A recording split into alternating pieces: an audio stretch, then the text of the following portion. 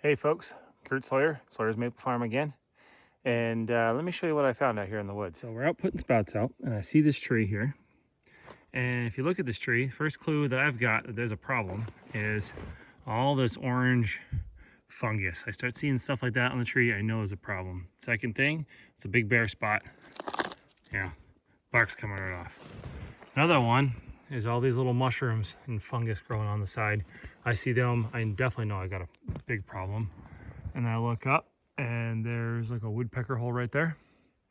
And then I look further up, and the tree's lost everything but one branch that looks like it might still be semi-alive, but not alive enough to make it worthwhile to tap it. So at this point, I'm just gonna yank it, and there'll be one less tree on this line. I'm up on my second hill. This is the newest stuff we put out here.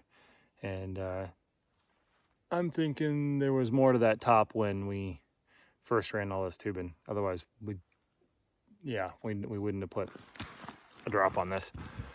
So it's farming, it's the woods. You know, things happen. You know, snowstorm blows through, windstorm, whatever it is, bugs, pestilence, whatever. Trees die off. So that's kind of what I'm doing out here. Yeah, I don't know. Tree doesn't look that healthy. So if we'll pull a plug on it and not mess with it. It's just not worth the time. You're not really going to get anything out of it anyways. And if you do, was it really worth getting out of a dead tree? Probably not. I mean, I guess if I drilled this, it's going to smell kind of rotten and I guess funky is the word. When I've hit dead spots in trees before, that's kind of what I get. It just smells weird.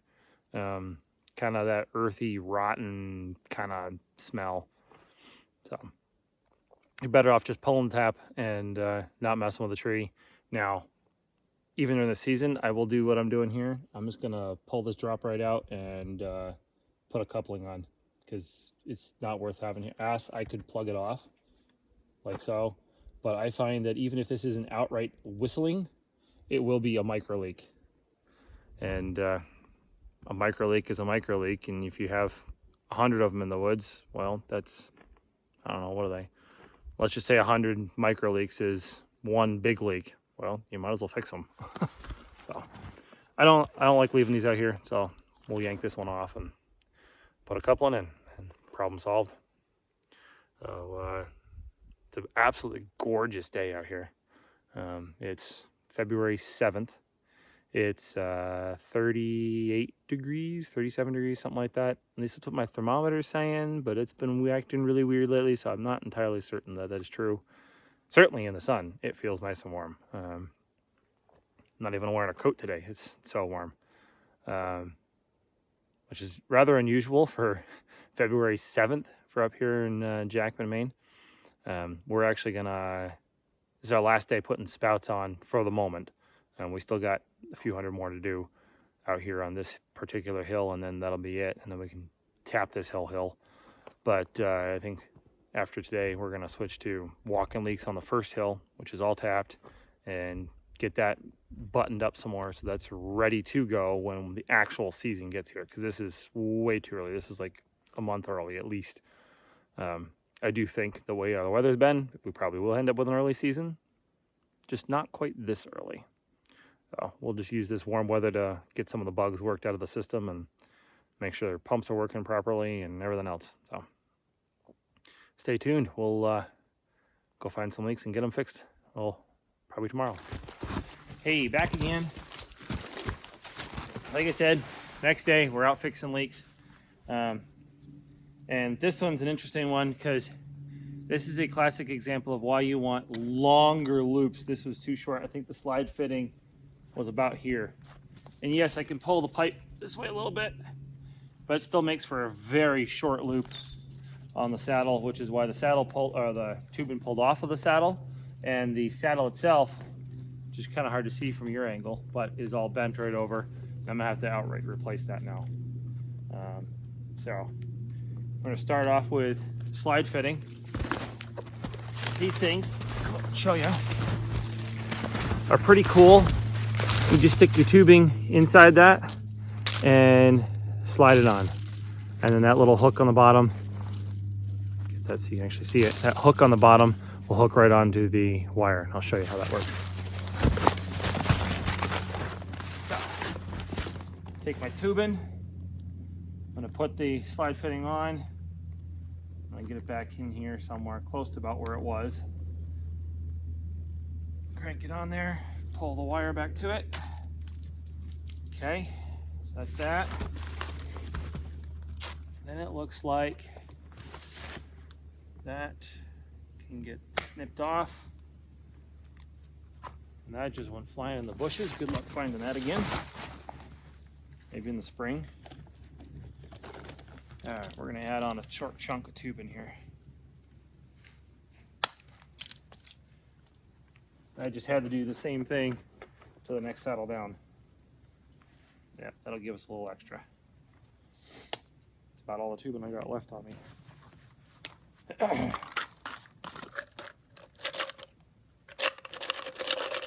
Oh, darn it. Run away.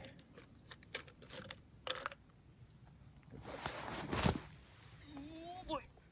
Don't fall over.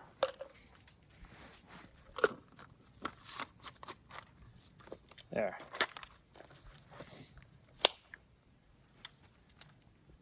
That'll be this part rigged up. And then I gotta get a whole new saddle fixed on here. Oop, no, don't go sideways. There we go. Okay, so that's that part. Now, gotta get the wire ties busted off of here so I can swap this out.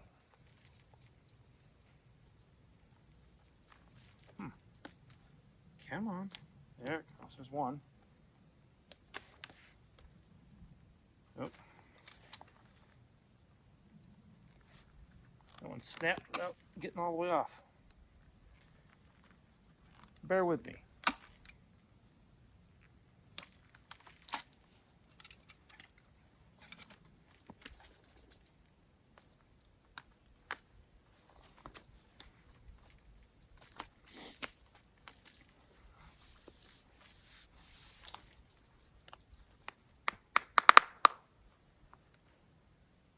Yep, that's definitely mangled. No. Don't think I can salvage that one.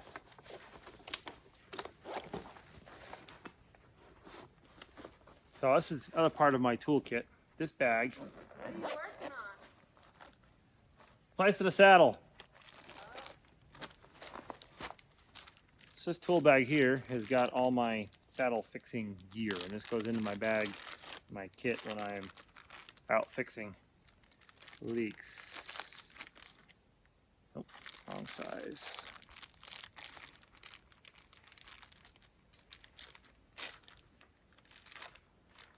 So I keep a small supply of gaskets with me, a few spare saddles, wire ties, and whatnot. There we go.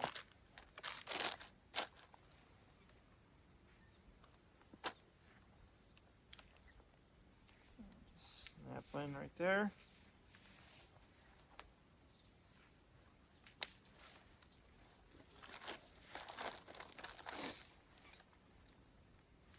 And I find, I've told you this many times in other videos, I don't care whose saddle it is, other than the new H2O ones that we've tried using last year. Everybody else's saddles, you got to use wire ties if you want to keep them down. So, loop one wire tie over this way, one going in the opposite direction. That'll hold it all in place so it doesn't move.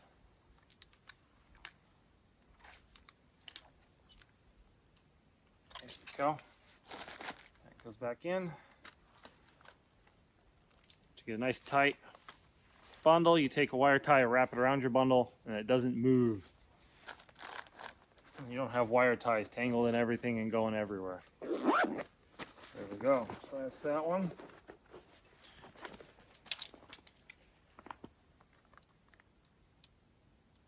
And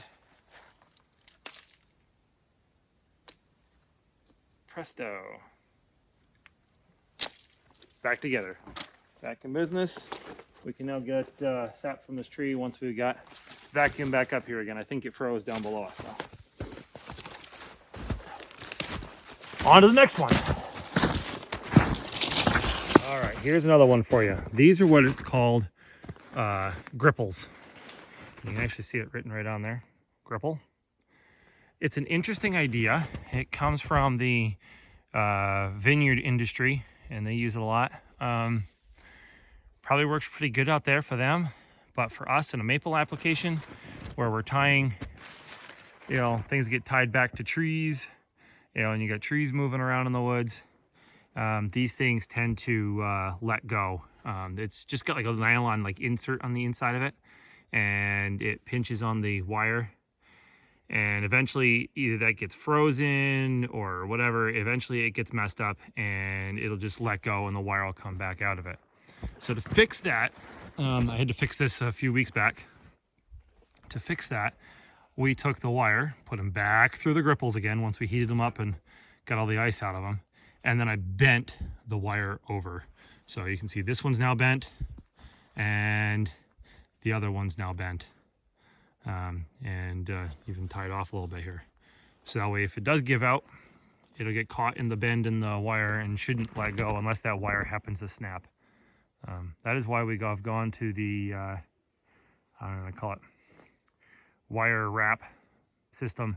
Yeah, I think these things were what? I think 50 cents, $1.50, whatever they are for a gripple. And it's $2-3 for one of the wire wrap things, but the wraps work so much better. This is what I'm talking about with the wire wrap system. So it's two curly cues, basically. It's like big curly fries in wire, and you start it on the wire, you wrap it around, and you get your two ends together. My two ends are somewhere here in the middle, and then you stick the other one and it wraps up. You can kind of see how they go. So there's the end of one and there's the end of another, and so you wrap them together, and that pinches the pipe or the wire and holds very, very nicely. I have yet to have one of these go wrong. You just got to make sure you've got a 12 gauge splicer on 12 gauge wire, 9 gauge on 9 gauge wire, and so on. But so far with these compared to the gripples, these go way, way better than the gripples. Takes a little bit more to get them on. So it's a longer setup by like it's a minute instead of 5 seconds with a gripple, but they'll last you longer and they're more reliable. Hey, just found another one.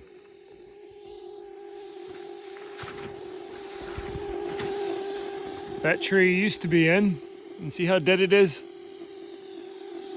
I decided to pull the plug on it. And the fact that it's got a spout on here tells me that we had actually tried drilling the tree and just couldn't find a good hole. So let me get the camera set up here and we'll get this thing fixed up.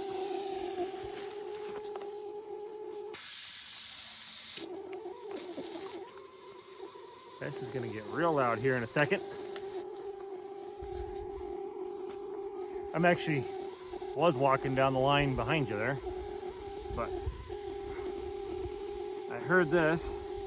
I think I better come fix it, since it wasn't that far away. 80 feet away, 100 feet, something like that. There we go. And here we go. Who the hell is?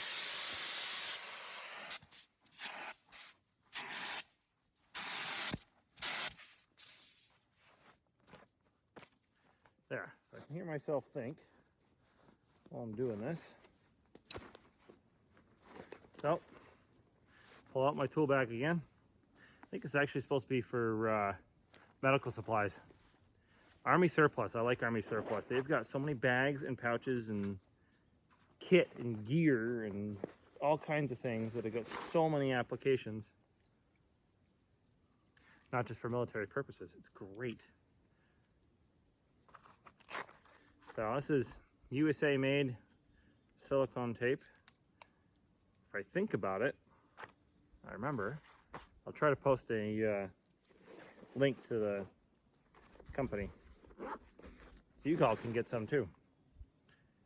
This makes a good quick fix.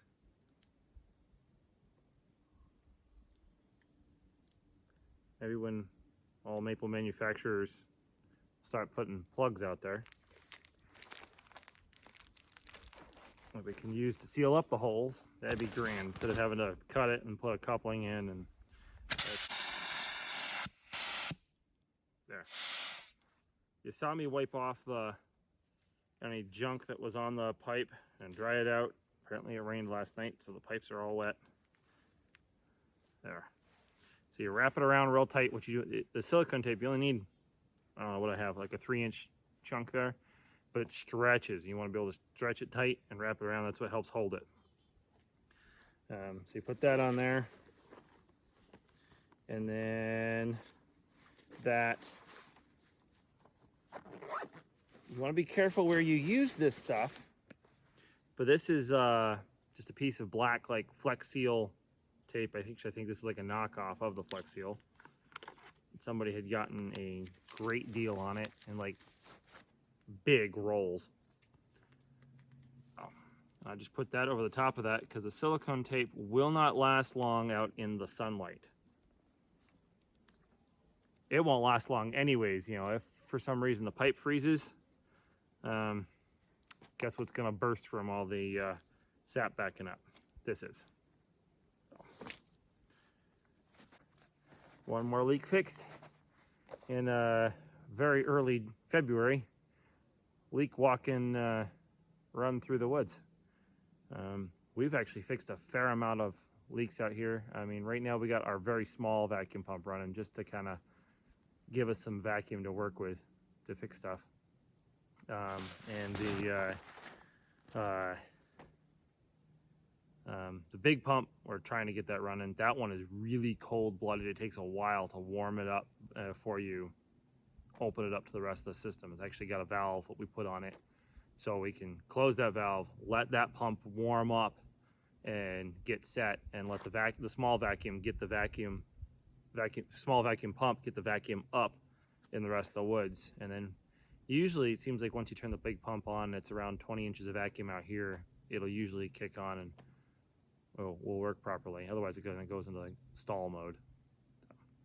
Hopefully it's running out there. We were like 17 inches of vacuum when I left the pump house, but I turned the pump on anyways because it was all warmed up anyway and should have been ready to go. So hopefully it's running too, and we'll get more vacuum out here because things are definitely warming up. It's like supposed to be like 46 was the forecast, but the other part of the forecast was mostly cloudy. It's mostly sunny out here. You know, there's a few clouds, but they're small and they're moving fast. So things are warming up. Sap, I think, is starting to flow, and which is crazy to think. You know, it's the 10th of February. It's crazy. All right, let's go see if we can find some more leaks. All right, I was on another line, one of the Ys off of this main line. My brother was on the other main line, or one of the other Ys on this main line, and he heard something leaking, and it turns out it looks like something pecked on it, on the pipe or something, or chewed on it. I don't know. He says it's weird. Whew. This snow's turned to mush, folks. It's like 51 degrees out here. Unheard of for February 10th in Jackman, Maine. And oh boy, that thing is howling away. Look at that. Hey, let me flip it around so you can see this. Look at that. It's like something pecked through the pipe. Right next to the saddle. Right on the corner of a tree. This is not going to be easy to fix. This ought to be interesting. So, I ended up leaving it as is, basically. We took the wire ties off of the saddle because they were around the wire, which is a problem anyways.